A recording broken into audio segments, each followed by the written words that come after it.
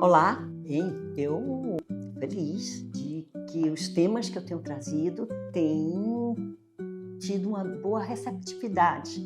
As pessoas estão participando, comunicando, se inscrevendo e assuntos que poderiam parecer, em alguns momentos eu tive algumas dúvidas, que poderiam ter uma conotação mais acadêmica, mas o que eu tenho visto é exatamente o desejo de aprofundamento de alguma coisa que se apresente com mais profundidade, com mais explicações, uma compreensão mais ampliada. Ou seja, eu acho que é uma resposta para o gosto do saber, né? O saber, a curiosidade, que são elementos que caracterizam a humanidade e que nesse contexto neoliberal, se nós conseguimos tocar, né, as nossas reflexões, também aguça a necessidade de reflexões em outros, e essa reflexão leva a esse sentido, esse sentimento, esse desejo, essa curiosidade de conhecer um pouco mais o mundo que vive, o imaginário ou o desconhecido, é também uma forma de amar e de confrontar com o que está posto como um pilar de sustentação do neoliberalismo, né? Do capitalismo contemporâneo. Então, eu vou trazer hoje dentro dessa abordagem compreensiva, né? E eu trago sempre reflexões ou aprofundamentos que ampliam o campo de variáveis, né? Para permitir que essa compreensão seja mais funda, mais completa, com mais força de entendimento, né?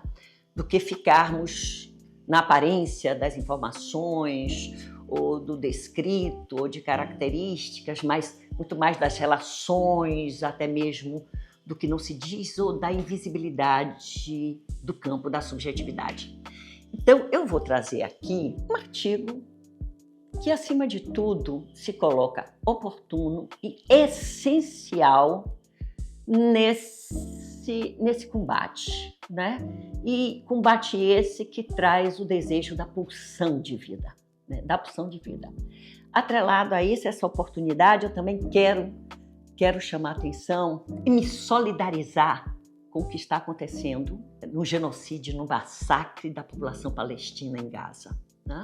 Nós temos agora, né, dezenas de navios, de flotilhas, com povos de diversos países levando a solidariedade, alimento, água, remédio, socorro e amor à população que está sendo massacrada no que é considerado por muitos o maior centro de concentração a céu aberto da história da humanidade que a gente tem assistido, televisionado. Então, esse episódio ele vai como uma reflexão solidária, um compromisso político e ético, né, de defesa da vida, de me pronunciar contra, né, levar a palavra às informações que disponho. E eu vou fazer isso através de um artigo de uma filósofa feminista, né, escritora, diversos livros, onde discute a violência, o fascismo contemporâneo, as perseguições que sofreu enquanto uma militante, uma mulher politizada, que é a Márcia Tiburi. Um artigo que ela publicou na revista Cult, né? Violência de gênero. O patriarcado cria a ontologia, o texto e o governo do ser matável. Infelizmente, trata-se de algo que é uma oportunidade. Esse foi o título dessa edição especial da revista Cult. Mas o artigo da Márcia leva o título de Ginecropolítica, Feminicídio e Cálculo do Poder Patriarcal sobre a Vida das Mulheres. Essa foi uma publicação de maio deste ano. E esse artigo toca profundamente e é de uma riqueza explicativa que eu disse, eu acho que já que tocamos na questão da violência, né? Da violência como uma característica, um elogio à violência, como um dos pilares, lembrando a construção do idiota, né? Dessa idiosubjetividade, da legitimidade da violência, ela traz nesse artigo uma reflexão sobre a mais recente, considerando a década de 70 do século passado, da construção do conceito ou da abordagem e da compreensão do feminicídio. Ora, eu estou falando que eu quero homenagear, né? Eu quero homenagear e eu quero levar essa fala na situação do genocídio em Gaza, já que a própria Organização Mundial de Saúde, a ONU e os estudiosos, são poucos os observadores, mas é gritante, né? É gritante que as maiores vítimas desta violência, dessa barbárie, desse ato de um Estado e de um poder, né, sobre os corpos e a vida de mulheres, especialmente de mulheres, de crianças e, dentre essas crianças, as meninas, os corpos de mulheres. Ou, como ela depois vai dizer, a violência é dirigida a corpos de não-homens para caracterizar o poder na perspectiva do patriarcado, né? O patriarcado sendo exercido numa cultura e numa historicidade que marca a violência contra as mulheres, contra os corpos de mulheres, contra a existência de mulheres. Ela traz de que o feminicídio, a política de matança de mulheres a partir de 1990, o que os homens, e aí ela traz uma pesquisa de uma estudiosa que pergunta a um grupo de homens o que mais eles temiam nas mulheres. E obtém como resposta de que eles tinham medo de que as mulheres rissem deles. Essa foi a resposta que o grupo de homens, no estudo, a partir de 1990, né, responde a pergunta: o que é que eles temiam mais nas mulheres? Eles temem que elas riam deles. E o grupo de mulheres, quando perguntado o que é que elas mais temiam, ouviu como resposta o seguinte: que elas tinham medo de serem mortas por eles.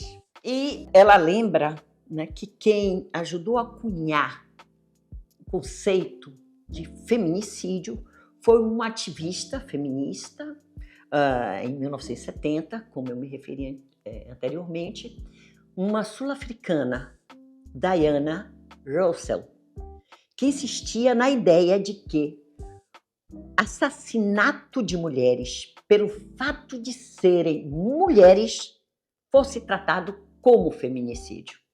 Então, essa ativista feminista sul-africana, a Diana Russell, é quem trabalhou no seu ativismo, na sua militância, a construção desse conceito. Mulheres, o feminicídio é o ato, ou é a política, ou é o cálculo de matança de mulheres por elas serem, pela condição de ser mulher.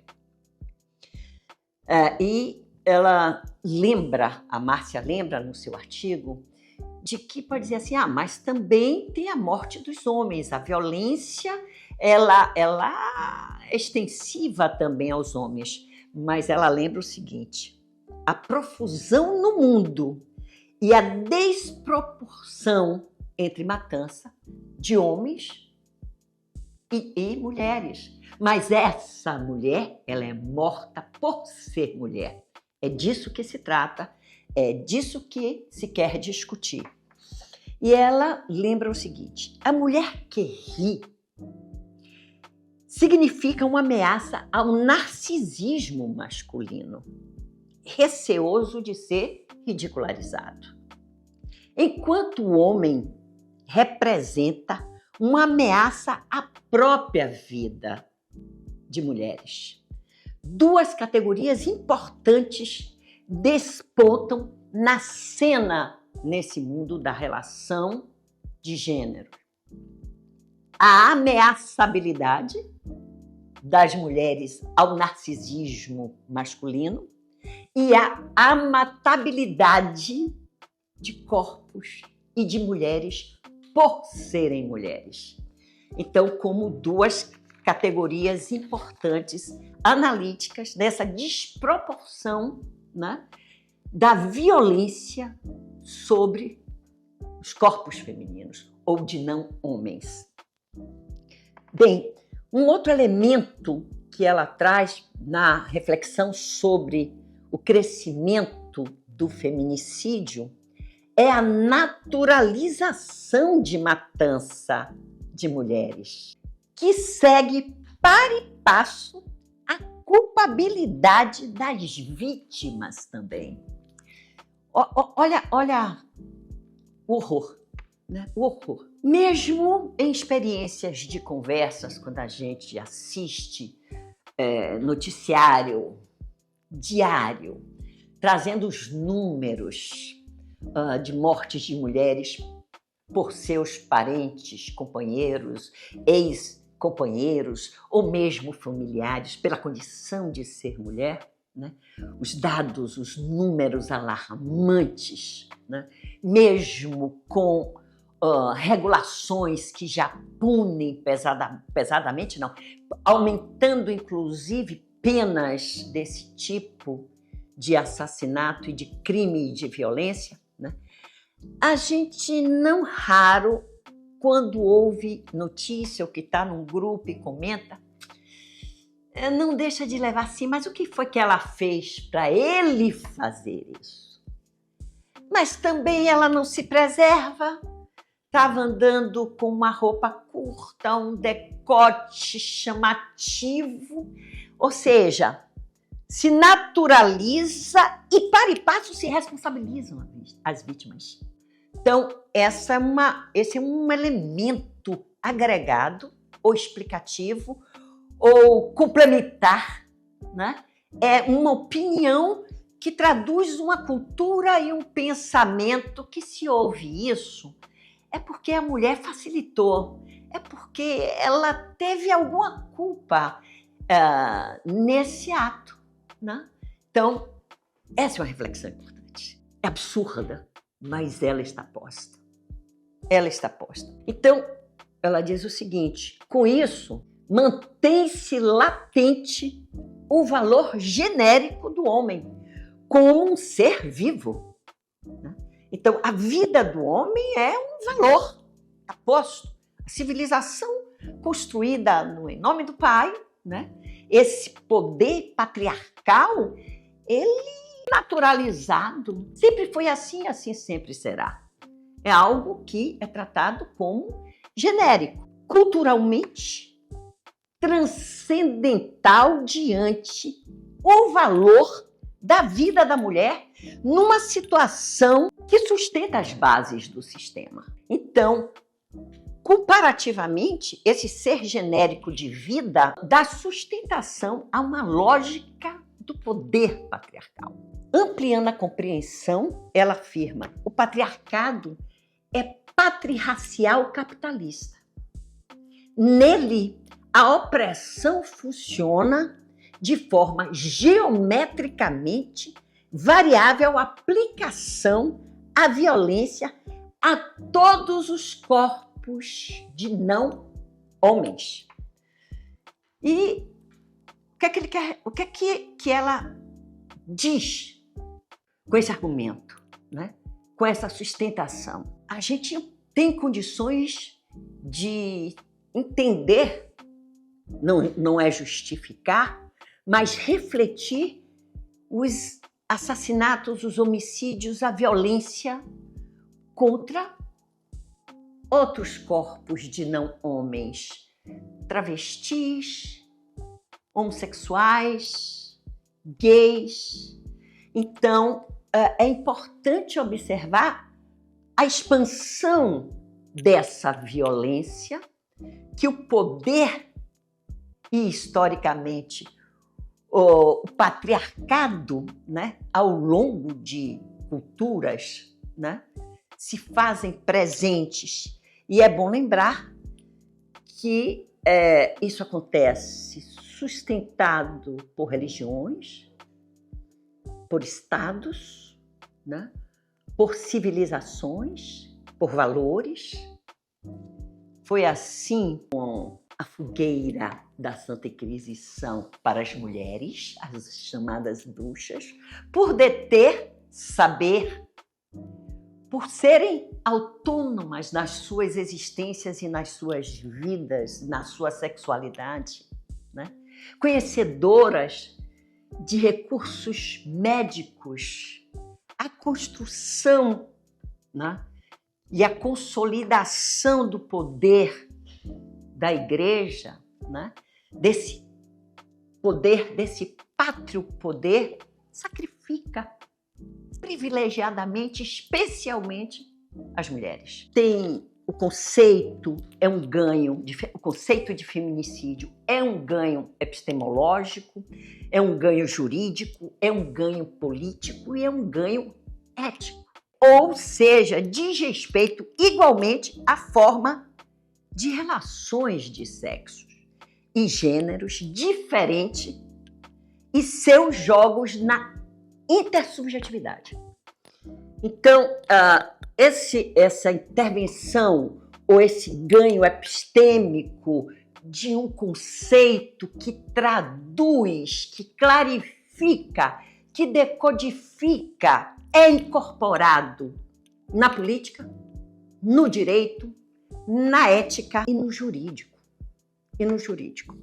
E isso passa a ir conformando e confrontando a perspectiva do pátrio poder ou do patriarcado. Eu queria trazer ainda aqui o que ela traz, o que ela lembra, as modalidades de violência e terror no sistema patriarcal. O estupro, a tortura, a escravidão sexual, o abuso infantil incestuoso e extrafamiliar, a agressão física e emocional, o assédio sexual, a mutilação genital, operações desnecessárias que invadem o corpo da mulher, maternidade forçada, e Márcia traz um elenco de violências que não são abstrações, que materializam na vida, na história, na cultura, no cotidiano de décadas, de séculos e de milênios. E isso afeta todos países que fazem sacrifícios com as meninas, o aborto seletivo. Existe um gráfico que foi feito numa das reuniões de Assembleia da ONU, salvo engano, década de 80, eu pude publicar num estudo sobre a saúde da mulher, da população do campo e da floresta, esse gráfico. E eu quero trazer aqui para vocês, mostrando que a violência sobre as mulheres, nesse gráfico, ele aborda até a violência antes do nascimento, com os abortos seletivos em muitas culturas, quando se sabe que aquele feto, e a tecnologia desenvolveu a possibilidade de se saber o sexo daquela criança, né, daquele bebê, se forem mulheres, o aborto coletivo por ser mulher, até a situação, até a condição de velhice. Então, é algo que o mundo também tem se ocupado. A militância feminista tem uma importância extraordinária, né, no enfrentamento, no combate, nos ganhos, quer sejam jurídicos ou de culturas, mas é um embate contra uma cultura secular. Então, voltando à questão da atualidade de um genocídio televisivo, da barbárie que que ataca, que mata, especialmente mulheres, para que elas não possam procriar a geração futura do povo palestino, as crianças que não serão adultos, né, reduzindo a população. Então, toda a solidariedade, todas as denúncias, toda a nossa indignação e o nosso horror diante da barbárie é o que eu, nesse episódio, quis trazer para que possamos combater, possamos nos tocar e trazer de volta os nossos valores humanistas de pulsão de vida e de solidariedade a quem sofre a barbárie de governos patriarcais, violentos, onde a vida, especialmente de mulheres, não vale nada. Vejo vocês no próximo episódio.